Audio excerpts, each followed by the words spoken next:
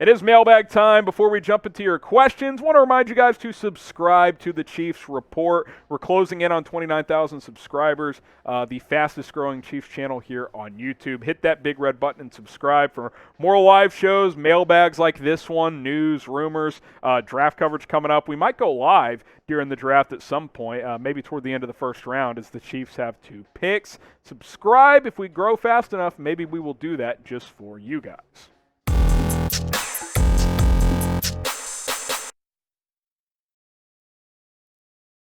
All right, I'm Harrison Graham. Let's get to your question. Rax is first up. The USFL was amazing, he said. I actually did watch a little bit. I'm not going to sit here and lie and sugarcoat. Yeah, I watched all 4 games, all 60 minutes. I don't even know if they're 15-minute quarters, 12, 15. Either way, I watched a little bit. It was okay. The crowds were decent. The problem with these spring leagues is 2 things. One, the quarterback play is not great, and it makes sense, right? There's only how many, really solid NFL quarterbacks? 15, 20 maybe? I mean, there's always a handful of NFL teams that don't have good quarterback play. There's a shortage of high-level quarterbacks. The CFL is higher up in the pecking order than the USFL, so you're stuck with guys like Paxton Lynch who suck, but there's always some good stories, like that Luis Perez guy is pretty good. The other issue with it is the offensive line play is atrocious.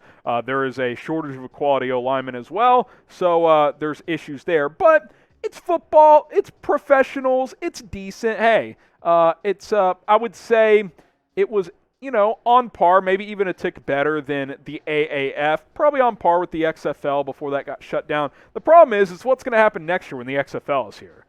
How do you split up the talent among 2 spring leagues? I think you're going to have to merge, but hey, who knows?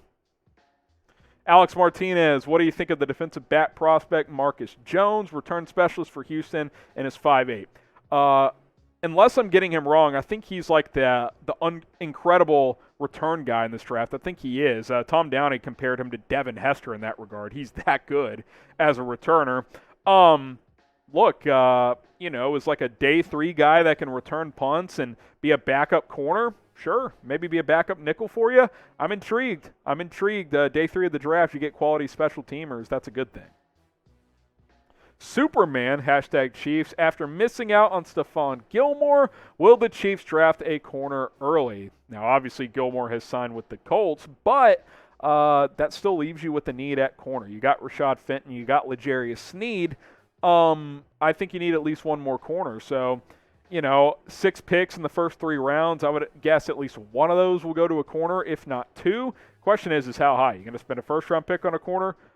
Maybe. We'll have to wait and see. We'll ask you guys, should the Chiefs draft a CB with 1, sorry about the typo, of their first-round picks? Type Y for yes, type N for no.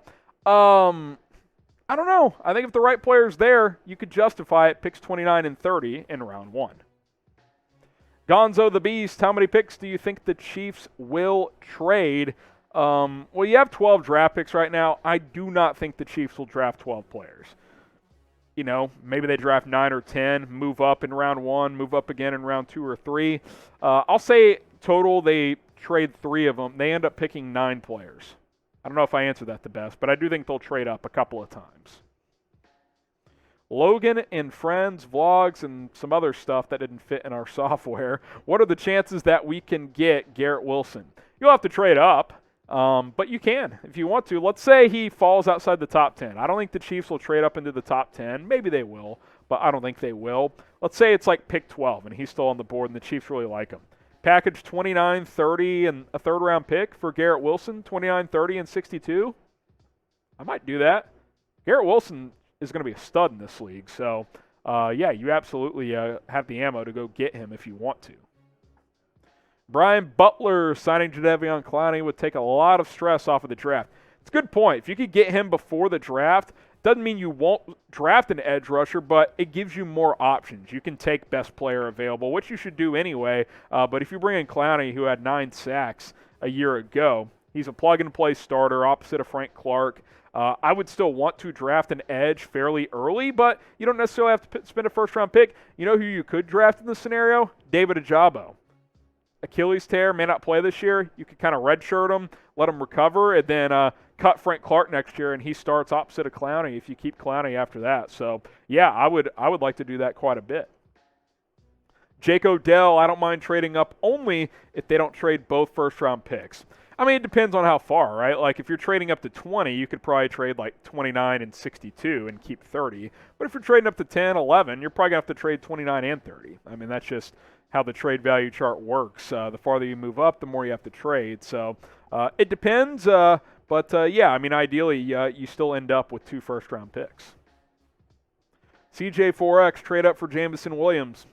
I think you will have to.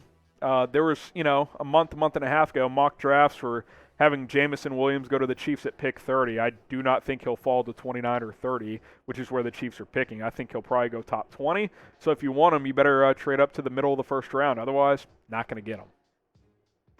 Nick Yates, should we draft Kaiir Elam at 29, the corner out of Florida? Excuse me. I'd be open to it. He's an interesting player. I've seen mock drafts have him go as high as 15 and as low as late second round. I'm guessing he'll go late first, early second based on that, but I think people are worried about his technique. Like, he's a really good athlete and has good upside, but the technique needs work. But I would like him. I think, he probably needs a little bit of development, but I think that range is about right, Nick, late first round. Got Alex Martinez with the next question. What do you think of the defensive back prospect Marcus? We answered this one earlier. Yeah, the elite return guy, absolutely. Day 3, go get him. Dale Webb Jr., trade Frank Clark. I don't know what you're getting for him. I'm sure some team would trade for him now that he's restructured. 5th round pick, I mean, that's probably what you're looking at. You don't have a 5th or a 6th round pick, so if Brett Veach wants a pick there, but in reality, a 5th round pick for this year isn't replacing Frank Clark. Doesn't mean you shouldn't do it, but just know if you trade Clark for a 5th, then you need another edge rusher. So, Kyle McQueen, make a prediction on who you think the Chiefs draft at 29 and 30. If they stay there at 29 and 30, gosh. I'll say Boye Mafe, the edge out of Minnesota, and receiver or corner. I think it'll depend on how the board falls. If somehow Treylon Burks is there, I think he'd be a guy. Jahan Dotson, I think that could be a guy that might be there at 29. So how about Boye Mafe and Jahan Dotson at 29 and 30? The Chiefs Report is sponsored by BetUS, and there's a lot of sports to bet on right now. You got the NBA playoffs, Major League Baseball. Hell, it seems like there's fights every weekend you can bet on. Our guy here in Dallas, Texas, Errol Spence, just absolutely clocked. I forget the guy he fought this weekend here in Dallas, but that was a lot of fun to watch. Go bet on all that stuff. Chatsports.com/ChiefsBet. Promo code Chiefs125. Plus, there should be a couple of NFL draft props you can bet on as well. Chatsports.com/ChiefsBet. Promo code is Chiefs125 to get a deposit bonus. Fat Boy Slim, do you think Jameson could be the next Tyreek if the Chiefs get him with a good coach? Like Andy Reid. I don't think they're the same player. Jameson Williams has similar straight line speed as Tyreek Hill. I don't know if he has the change of direction to that level, but I think he could be kind of a Tyreek Deshaun Jackson hybrid where he's got that just deep ball, take the secondary off the defense type of straight line speed. Not quite the wiggle of a Tyreek, but still can do some of that as well. So the long answer is a little bit, but they're not exactly the same. BK, do you see Kelce being our leading receiver? Like, with stats, yeah, he's going to be the most targeted guy, yards, touchdowns, I would guess. Yes, he will be kind of wide receiver 1, which he's already been 1A with Tyreek Hill.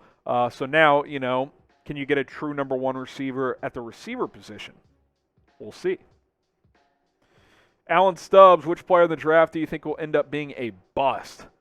Like a first-round guy that could bust. I'll tell you what. You know who has major bust potential? He's got boom potential too. He could be really good. Christian Watson out of North Dakota State. Every mock draft has him going first round now, which I don't get.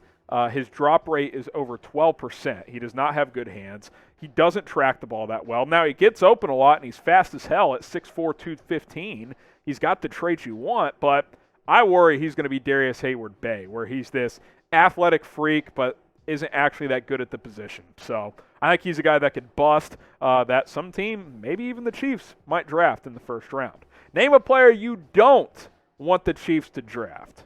Good work by producer Trace getting that question up. I don't want Christian Watson. I want more of a sure thing. And, that's just my opinion. Doesn't mean he can't be good. Doesn't mean he doesn't have good traits.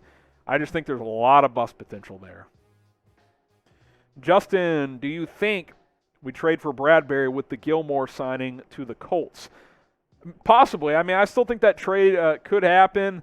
I don't think the Chiefs want to take on his salary of over $12 million. So would the Giants eat 4 or 5 of that million? Maybe. This could be a draft day type of trade where the Giants get desperate, they want to shed that cap, and they trade him to the Chiefs for a day 3 pick. So you never know. Tony Fuentes, you should go live on draft day. Well, Tony, I'll tell you what. You subscribe here on YouTube, youtube.com, both to Chat Sports and to the Chiefs Report. Chat Sports, youtube.com/chatsportstv. Also, youtube.com/ChiefsTV. More subscribers we get, better chance we have of us going live during the draft. So be sure to subscribe, and we will continue to plug out daily videos. And, yeah, I think it's a decent possibility that we would go live here on draft night. Appreciate you guys for submitting your questions. You can also DM me on Twitter at HGramNFL, at HGramNFL. Help me reach 4,000 followers over there as I'm looking to grow on social media.